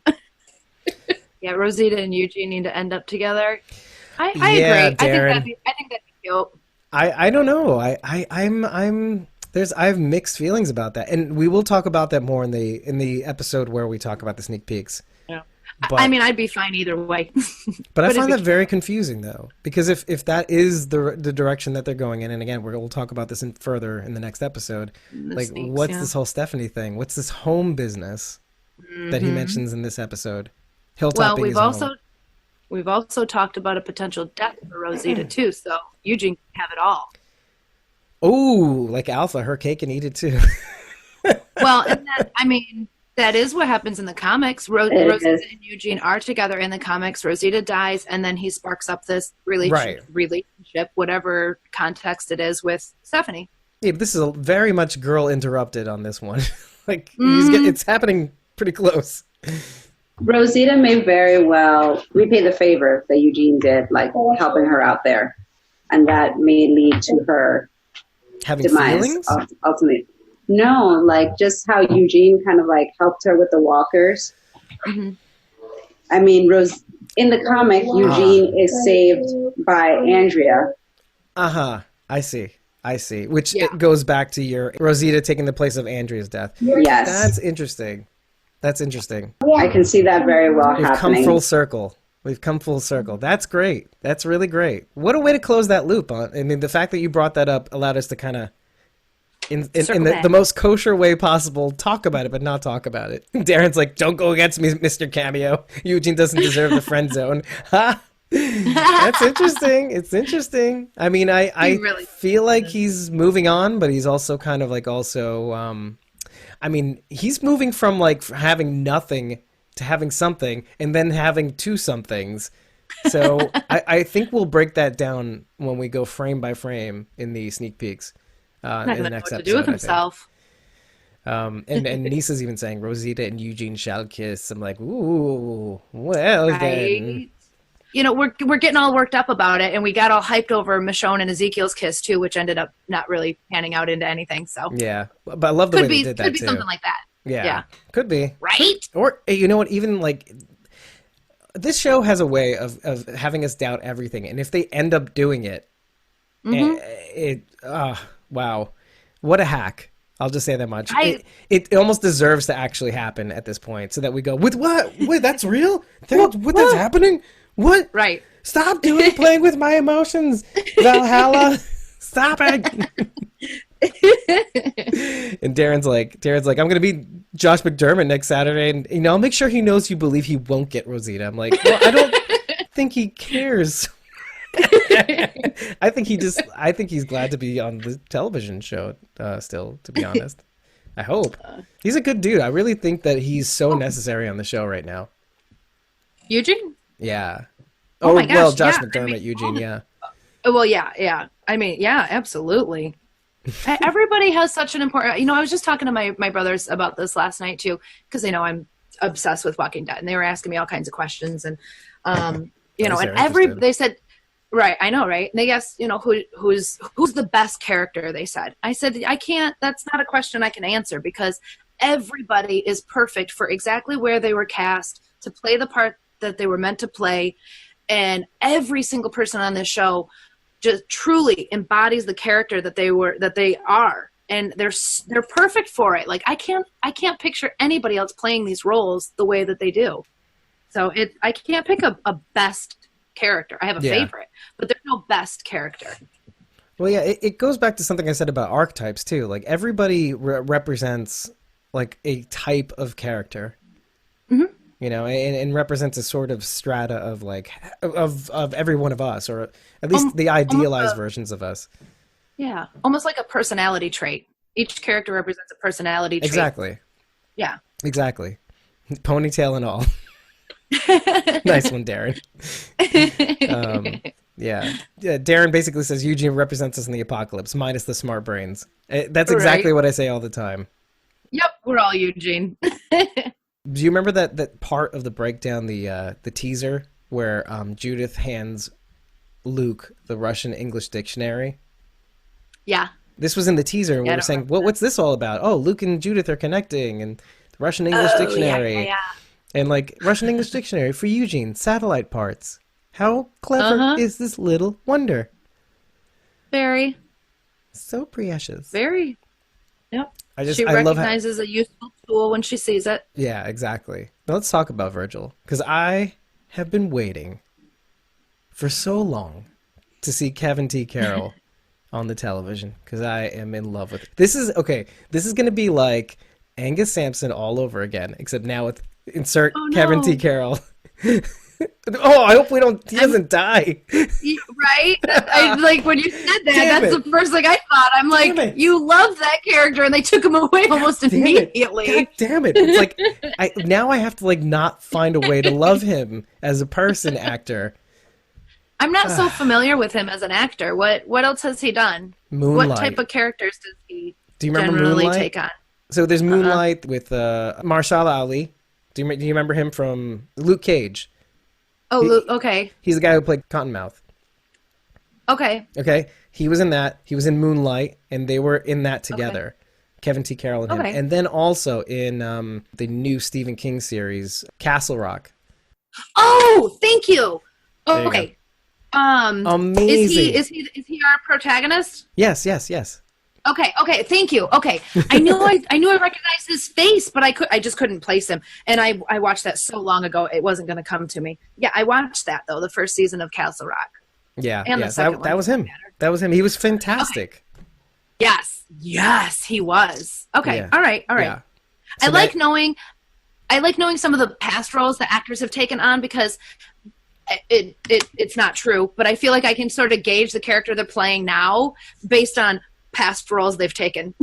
Yeah, well, exactly. Well, I don't know about the characters, but that's the danger, right? That's the trip. Because it is, I know. I'm like, everybody's like, oh, I don't trust that because even on the polls on Talking Dead, people running polls on Twitter, they're like, do you trust Virgil? And everybody's like, it's like 65%, no way. And I'm like, yeah, I trust him implicitly because it's Carroll. It's like, I really like him. He's such a swell guy. I think we can trust him, and here's my reason why, because right now everybody's on edge, right? Like, don't trust strangers. Right, and so the viewers are being set up not to trust this person. Right. And I think we are eventually going to find out that we can. Even Judith in her own way, which is interesting because Judith was the one who found ways to actually branch out. And so like even her, she's kind of like on the fence. She's kind of like, I don't know. I'm staring at the situation. Mommy, you tell me what you think, Mommy. Yeah. I like how she's kind of messing with him too, sitting there going through his stuff right in front of him while he's laying there. Yeah. He tries to lunge at her and she's like, careful. Excuse me, Mr. Trippy, Jack Tripper. You've got, this is my book. Actually, it's the library's book. Right. Did you happen to see the name of the book she was reading? Finally, I haven't. I actually tried to look at it myself. Well, did you see it? Did you freeze frame? Uh-huh. Yep. Oh, well, what is it? Tell the class. It's called The World Before. Fuck off. Does it have an author? Or is it like, okay.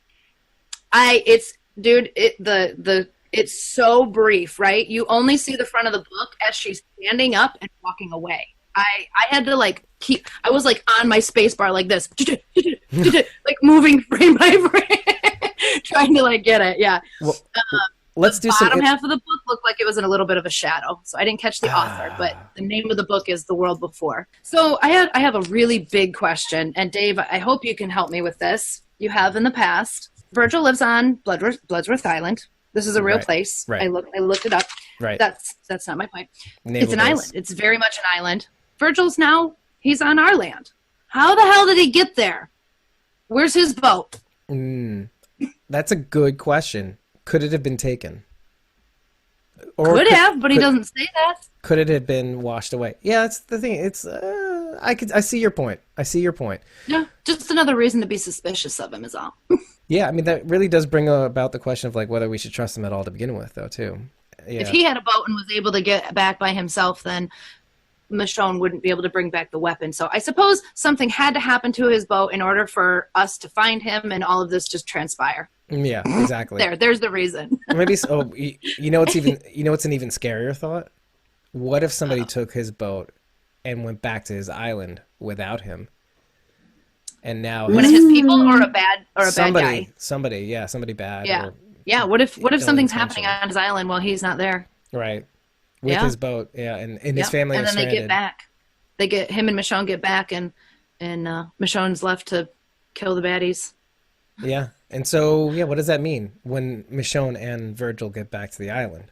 This is like a whole other quest that will not be seen.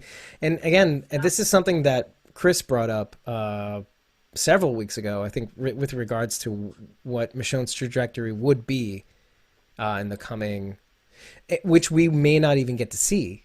What happens in the games, the Telltale games, with that the DLC pack, which I plan on playing during the break, because some of the content, all the content that we have to do during the break has to do with editing and just eventually releasing, like interviews and experiences and stuff like that. So I am looking forward to playing the Telltale game, and I will play it live, hopefully on Twitch and Mixer and all that stuff. So maybe we'll get to see what happens to Michonne on Bloodsworth Island. Cool drone footage, bro. Right? That was such a cool shot. Yes. Darren said, okay, I'll donate something like $30 for Dave to perform one song. It's going to happen. I'm like, okay, I'll do commissions. Like, okay, no problem. All right. What song? You take requests? I guess I'll have to take requests because I'm like everybody's bitch now. That's funny. Okay. You know what? I guess we'll see when we put this up live, and maybe we'll put a poll up or something in the middle of the broadcast. Should Dave do this? Well, I'll suck everybody's dick for money. Oh my god. Okay. I mean, I'll do it. I'll do it for the show. Whatever. No, I meant playing guitar. Sorry, not the other thing. But okay, getting to the bottom line of all of this is that whether we trust Virgil or not, we have the issue of what happens to Michonne, and we'll probably talk about that more in the next episode. Is Jules a whisperer? I don't know. It just seems too formulaic, like too simple. Yeah. And we'll talk about that more in the next episode too. But the one thing I want to focus on is what happens between Virgil and Michonne, and he says mercy's in short supply these days. And it's the timing with Siddiq having told Rick this saying, may my mercy prevail over my wrath. This was Siddiq's words from his parents. I think the shit is in the charter. I'm not sure. The ethos that surrounds the community, the council, Alexandria as a whole, the charter, all that kind of comes from this one act, from this one person. It should make the viewer, the listener, appreciate Siddiq's presence on the show. Siddiq's words were the very spurning point of everything that happens from that point on. It just brings it all around full circle. It lets Michonne relent for 1 second and realize what this guy's trying to do. I'm just trying to get home to my family. Sounds very prescient, doesn't it? It makes you think, what's Rick been doing this whole time, right? Yeah, no kidding. Yep. That right there. Okay, where to start? Michonne she has a hard time trusting people too, right? But it seems like she was really quick to trust Virgil, and I don't know if that was out of necessity or because of what he says. You just meet this guy. He's stealing things. Oh, but we're going to forgive you as long as you give us weapons. I'm going to go with you alone on this boat for 2 days. Like, nothing bad has ever happened on a boat in open water, right? Like, I just feel like these are ingredients for a bad disaster to happen. Well, Carroll, did you think it was quick though?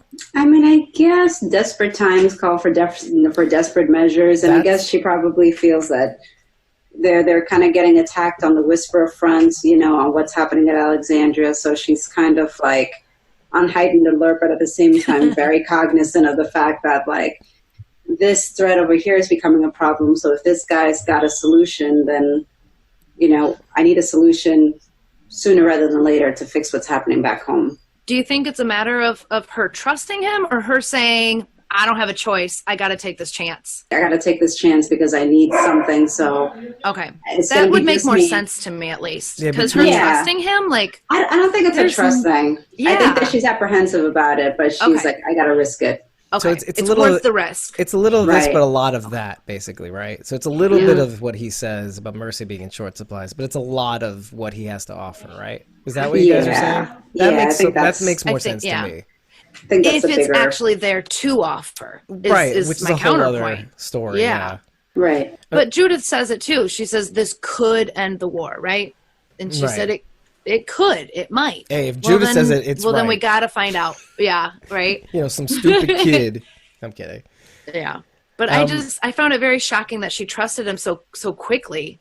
I found that only based because he said the right words. She cried in front of him. I almost don't think she did trust him. I think it is a trust but verify, which is why she's going with him too. And not taking Judith, just in case not taking Judith not or anybody else. He says he is. Yeah, exactly. Right. Something goes bad, I'm going to be the only one to suffer for it. Right. And in a way, there's a parallel here. Carroll taking it upon herself to do what she wants to do. What's necessary, yeah. But what's the difference? The difference is Carroll could get everybody killed. Michonne just gets herself killed. Yeah. So, okay, let me ask you this. If anybody, if anybody were to get on this boat with Michonne and Virgil, is that Michonne's fault? Is that her fault if they were to die during this venture over to the island? Is that her fault? Because we're very quick to say it's Carol's fault that she's putting everyone in danger. Yeah, but see, that's the thing. It's informed. But if something bad, informed consent. That's the difference. The difference between is that everybody on this boat, according to the information that they have, is able to. They're all communicating with each other, and they all have an acceptable amount of risk. With Carroll, she's withholding information and expecting everybody to be along for the ride when they don't know what she's trying to do. That's the difference. The information she's withholding is her own plan, right? That's what you're referring to? Yes, exactly. Okay. Right. She's the only one that knows what's going on. That's the difference. But has she hasn't asked anyone for help. She hasn't asked anybody to come along with her. They're following her, and we're still blaming her for that. Oh, in terms of the cave scene? Anything. Any scene relating to Carroll whatsoever. We see her try to leave and go after. She says she's going hunting for Negan, but we all know she's going after Alpha. Daryl inserts himself in that hunt. Right. Is that her fault? No, but everything that happens after that, because again, that was a misdirect as well. Absolutely, but she was going to do that.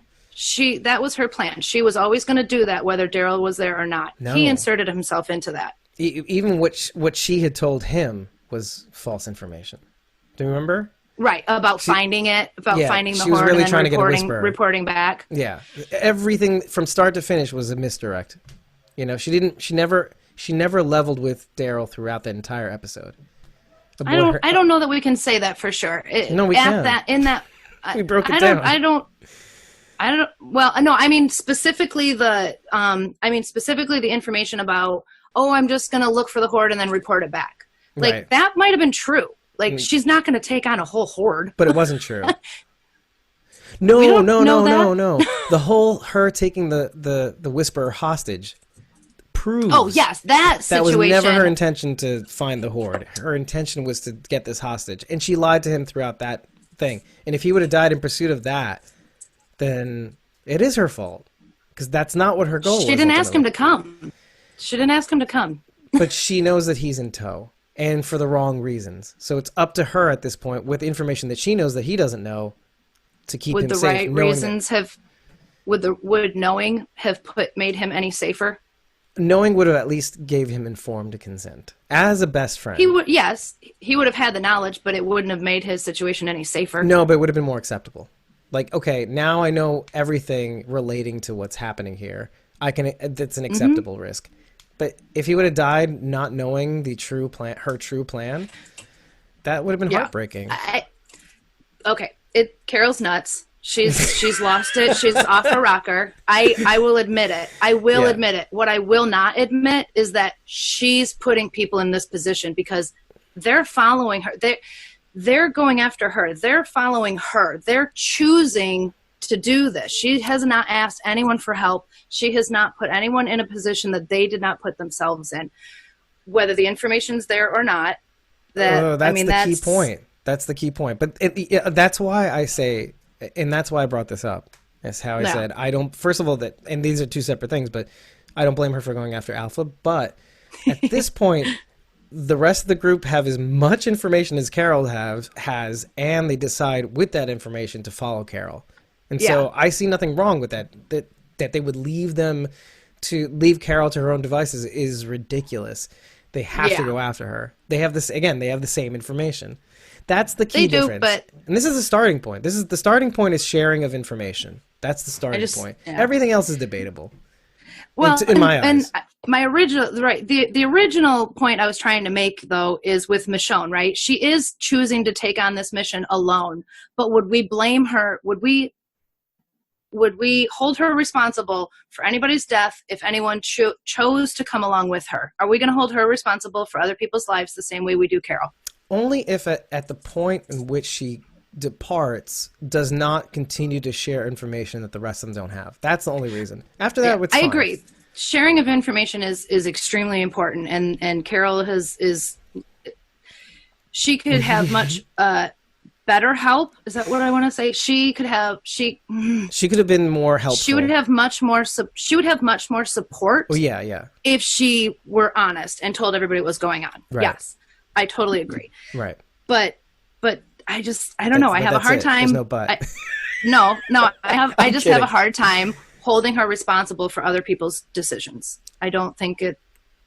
No, other people's decisions is one thing, but if like something negative or something impactful would have happened as a result of them not having information that Carroll has in terms of intentions, in terms of actual information that she's just withholding, that would be on her. I mean, essentially. I think I know what you're trying to say, though, because I think the general goal is kind of the same. Which is why people will go with her. I see what you're saying there. Yeah, I mean they're both fighting for the same thing, but taking very different approaches. And intentions do matter, right? But here's the thing: it's a lot like saying, okay, it's a lot like having Caesar bring the people into the front line and saying, you guys are going to be A-okay. We have the best reinforced steel, and we have the spears are all great, and you should be just fine. But Caesar knows that they're cannon fodder, literal catapult fodder. He knows that by letting these frontline people in and letting them move ahead, that they're done for because the catapults will get them. Meanwhile, Caesar has already planned a flanking action to get the catapults and everything else and win the war, right? Mm-hmm. But he tells the frontline people that, you're going to be fine. It's going to be great.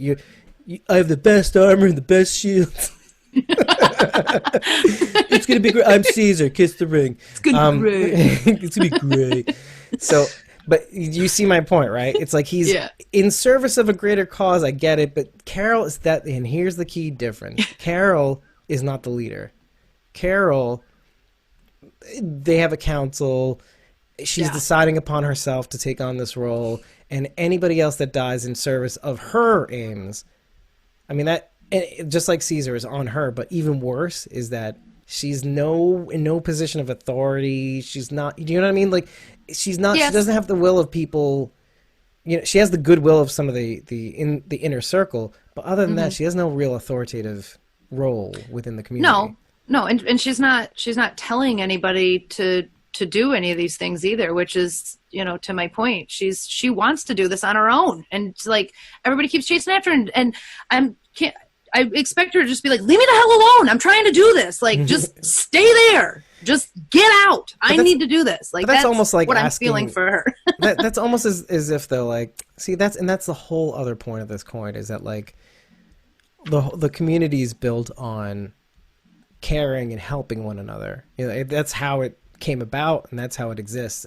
When we see, and this is said in the episodes too, it's like, I think somewhere along the line in the episodes, when we see others hurt, we hurt. Or like when we see, I forget which episode this was or who said this exactly, but when we see somebody hurt, like we all hurt, and we all have to kind of pitch in, or we all have to kind of help each other out. So when we see somebody flying off a cliff, pretty sure that was Dante. You're quoting Dante. More to the point, he should have stayed on longer. Boop, boop, boop, boop, boop, boop. But you see the differences between the two, and not in terms of the face value differences. I'm talking about Michonne. Anybody that would follow Michonne would have the same information as Michonne in terms of intent, in terms of plan, in terms of pickup, in terms of delivery. So they wouldn't be going in blind or potentially blind, with Carroll. Mm-hmm.